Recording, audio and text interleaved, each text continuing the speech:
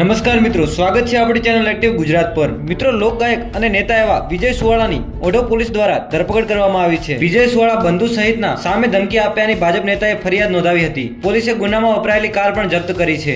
ઓઢવ પોલીસે વિજય સુવાળા સહિતના 4 લોકોની ધરપકડ કરી છે। જાણીતા ગાયક અને ભાજપના નેતા એવા વિજય સુવાળા સામે ધમકી આપવાનો કેસ દાખલ થયો હતો। વિજય સુવાળા સહિત 8 આરોપી સામે નોંધાયો હતો ગુનો। પોલીસે વિજય સુવાળાને નોટિસ આપતા પોલીસ સ્ટેશને હાજર થયા હતા વિજય સુવાળા, હિરેન દિલવાલા, દિલીપ ઠાકોર અને વિજય સુવાળા અને યુવરાજ સુવાળા આ 4 લોકો ઓઢવ પોલીસ મથકે હાજર રહ્યા હતા। 4 આરોપી જે પોતે ગુનામાં સામેલ ન હોવાનું કહે છે તેને પોલીસે નોટિસ આપી છે અને પુરાવા સાથે હાજર રહેવા કહ્યું છે અને ગુનામાં વપરાયેલી સ્વિફ્ટ અને ઇનોવા કાર પણ પોલીસે જપ્ત કરી છે।